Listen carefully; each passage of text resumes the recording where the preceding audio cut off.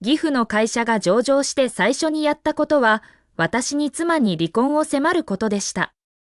彼と離婚しなさい。お前には金持ちを紹介する。苦労している大学教授なんて、お前にはふさわしくない。この結婚を許した私は目が曇っていたに違いない。私は笑った。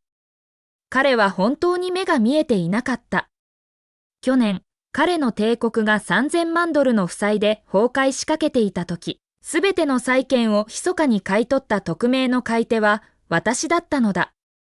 もし私があの時手を差し伸べていなければ、彼は破産していただろう。スマホの画面に友人のクロエからのボイスメッセージが未再生のまま表示されていた。再生する必要はなかった。プレビューテキストがすべてを物語っていた。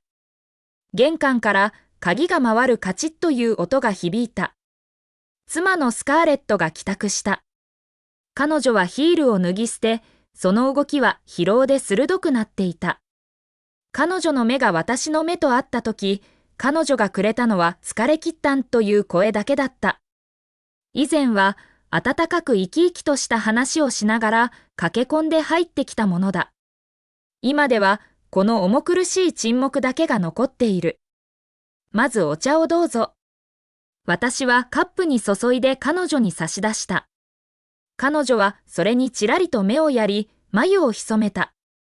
また？甘いのは嫌だって言ったでしょ。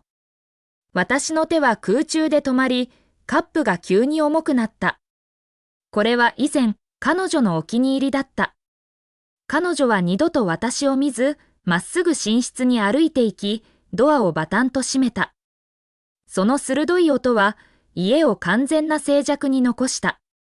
食卓で私たちは向かい合って座り、どちらも口をきかなかった。彼女は食べ物を少しつついて口に運んだが、突然フォークを置いた。アレックス、話があるの。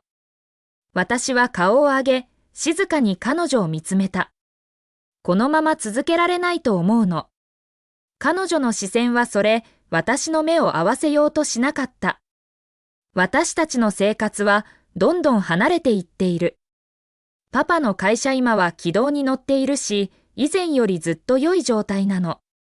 それなのに、あなたはまだただの大学教授で、毎月わずかな給料しかもらっていない。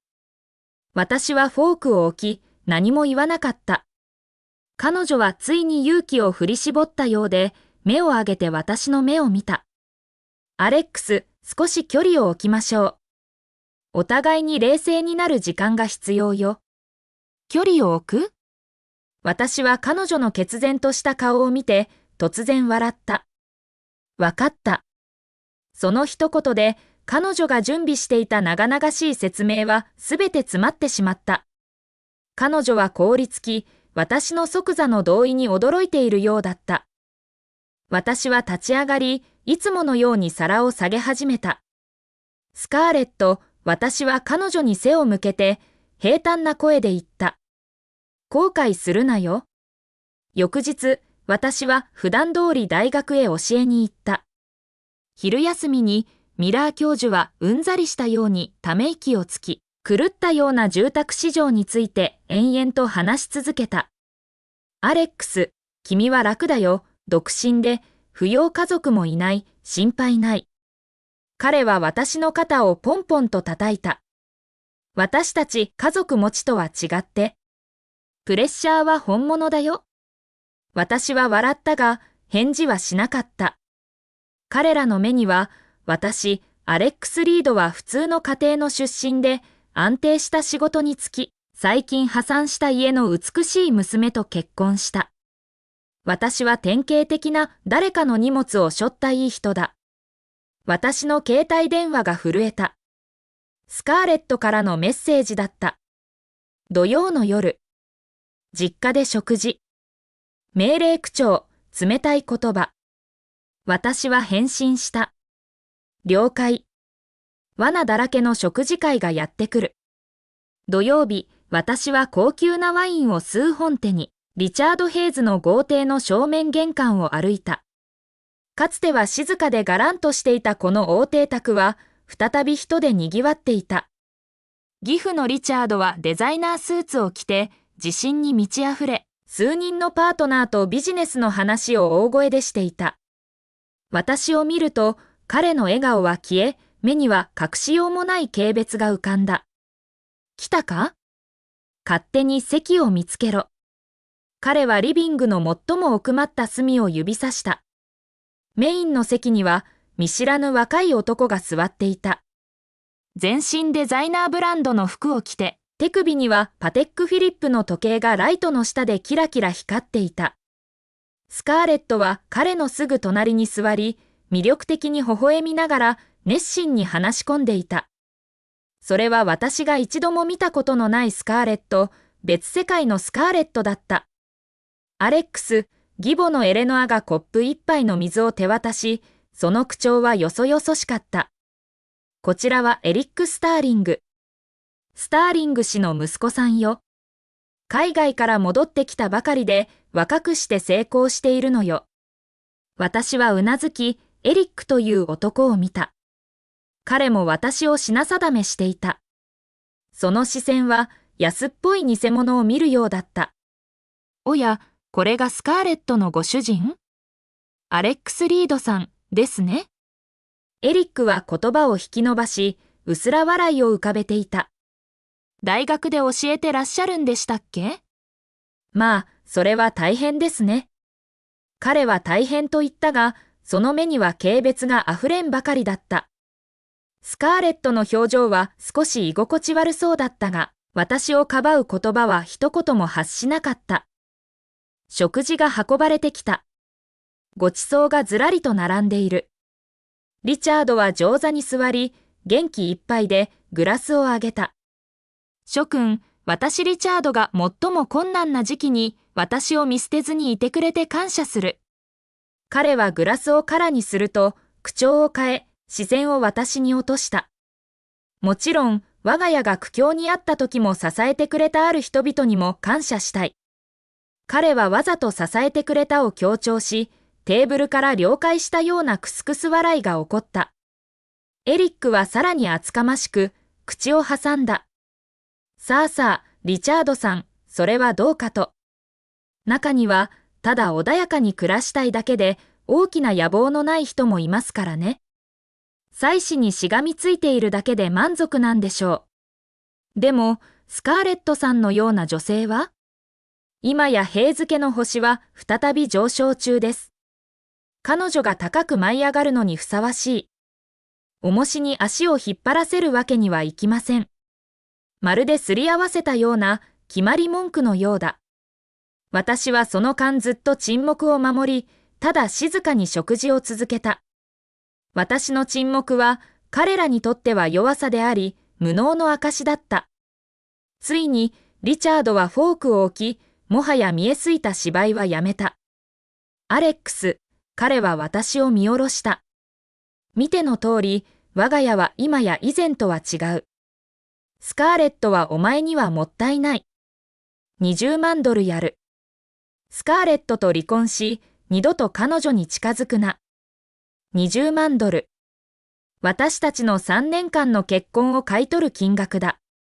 私は彼のために3000万ドルの負債を清算したのに、彼は私を追い払うのに20万ドルを提示している。笑える話だ。リビングにいる全員の視線が私に注がれ、ニヤニヤしながら、私が怒り狂ったり絶望したりする反応を見ようと待ち構えていた。エリックは得意げで、まるですでに私の結婚の終結者であり、スカーレットの次のパートナーであるかのようだった。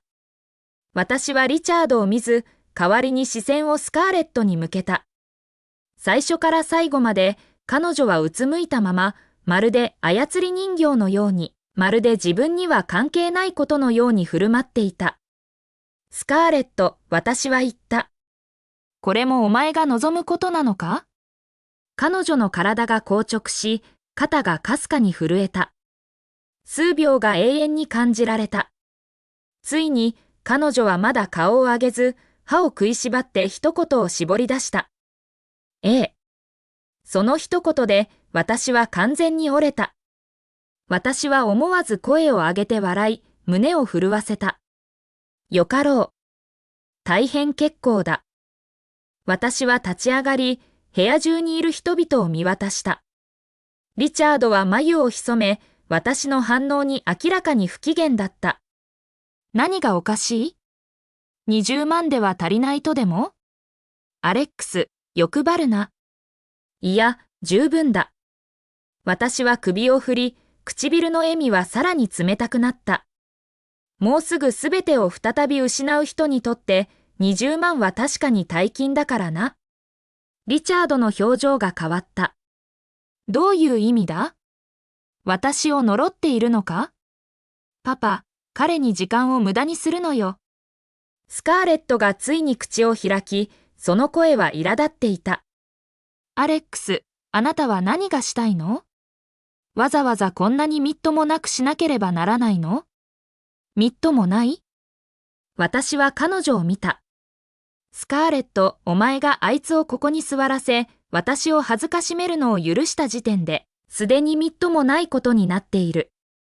私はエリックを指さした。離婚はする。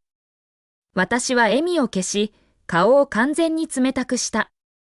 だが、今すぐではない。皆、呆然とした。エリックは冷笑した。なんだ？引き伸ばしたいのか？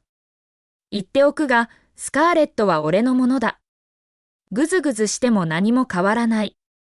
ただ思うんだ、私はゆっくりとカフスを直しながら、私たちが結婚したとき、盛大な結婚式を挙げられなかったことが、ずっとスカーレットの心残りだった。今、平付は繁栄しているんだ。盛大な宴を開いてはどうだろう？あの時は呼べなかった人を皆呼んで。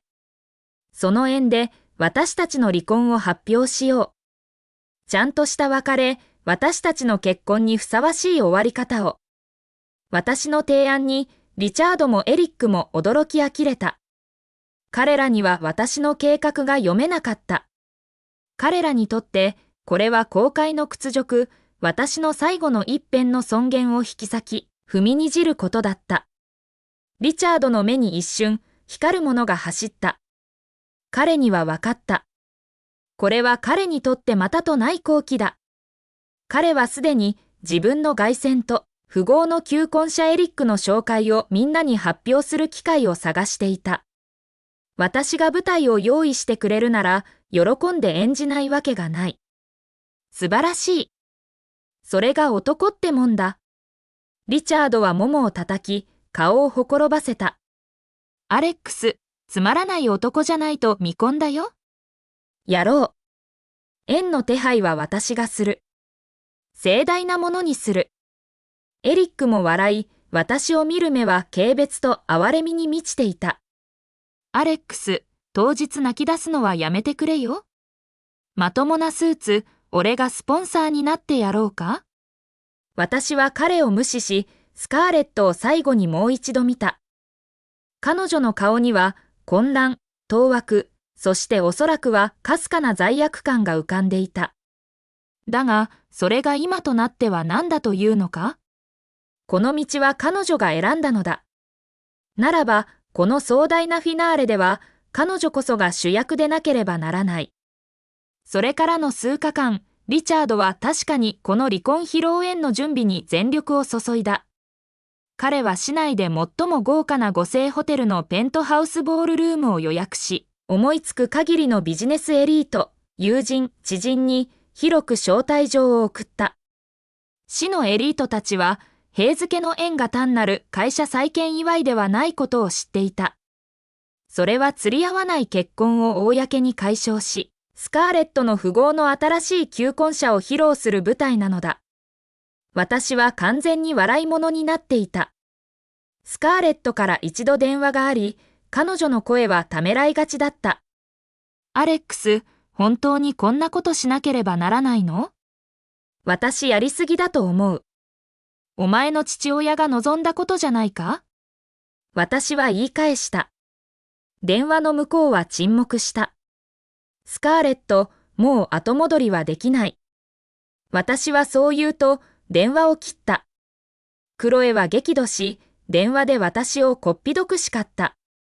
アレックス、お前頭がおかしいのか？本当に奴らの罠にはまる気か？一体何を企んでいるんだ？ただ静かにしていたいだけだ。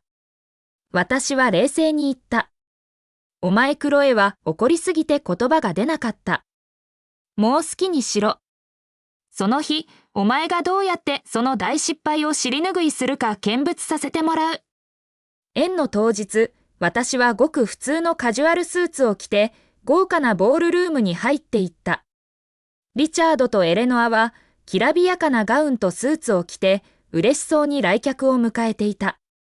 スカーレットは高価な特注のイブニングドレスを着て、完璧に見繕ったエリック・スターリングと腕を組み、みんなからの祝福や羨望の眼差しを受けていた。私を見ると、リチャードの笑顔は一瞬で消えた。彼は素早く歩み寄り、警告めいた、嫌悪感に満ちた口調で囁いた。よくも来られたな。覚えておけ、今日お前は役を演じに来たんだ、何か来てるんじゃないぞ。エリックも近づいてきて、私を一別すると冷笑した。アレックス、その服装でウェイターのつもりか？言っておくが、今日は大物ばかりだ。塀付けの恥にならないように、隅っこに隠れてた方がいいぜ。私は口を開かず、ただ笑った。スカーレットの視線が一瞬私と会ったが、彼女はすぐに目をそらし、複雑な表情を浮かべた。私は目立たない隅を見つけて座り、この高等無形でありながらとても現実的な芝居が繰り広げられるのを見つめた。私はリチャードが人混みを動き回り、いかにして会社の危機を乗り越えたか自慢するのを見た。エリック・スターリングが主人のような振る舞いで、塀付けの壮大なビジョンをみんなに紹介するのを見た。そして私が3年間愛し、生涯を共にすると考えていた女、スカーレットが、この社交界サーカスで輝くような笑顔を浮かべ、私からどんどん遠ざかっていくのを見た。宴も中盤、司会者がリチャードをスピーチのために舞台に招いた。スポットライトの下、マイクを手にしたリチャードは、生き健康に見えた。皆様、ご来場の紳士淑女の皆様、こんばんは。本日は、私リチャードにとって大変喜ばしい日です。第一の喜びは、我がヘイズグループが灰の中から蘇り、かつてないほど強くなったことです。ステージ下から雷のような拍手が湧き起こった。彼はその瞬間に酔いしれ、それから口調を変えた。第二の喜びは、我が娘、スカーレットです。彼女は過去に別れを告げ、全く新しい人生を歩み始めます。そう言うと、彼はスカーレットとエリックに手招きした。二人は親しげにステージに上がり、リチャードのそばに立った。苦労は共にできても、成功を分かち合えない人もいる。リチャードは言い、その視線は冷たく私に注がれた。塀付けはこれからも前進する。重い怒りに足を引っ張られる必要はない。すべての目が私に向けられた。同情や哀れみの目もあったが、ほとんどは病的な好奇心は嘲笑いだった。私は彼らの目には余計者になっていた。スカーレットはうつむいたまま私を見る勇気がなかった。エリックは勝ち誇ったように笑い、スカーレットの腰に腕を回し、私にさりげなく勝利を誇示した。リチャードは咳払いをし、私とスカーレットの離婚と、エリックとスカーレットの近い将来の婚約をほのめかそうとしていた。私は立ち上がり、ゆっくりとステージに向かって歩き出した。皆、呆然とし、音楽が止まった。リチャードの顔は怒りで青ざめ、マイクに向かって怒鳴った。アレックス。何をするつもりだ。ステージから降りろ。私は彼を無視し、まっすぐステージ中央へ歩き、呆然とする司会者からもう一本のマイクをひったくった。ライトが私を照らす。私は客席の驚いた顔を一つ一つはっきりと見ることができた。そんなに急ぐな、リチャード。私は笑った。鋭く静かな笑みだった。私の声が静まり返ったボールルームに響き渡った。結局のところ、これも私の舞台なんだろう？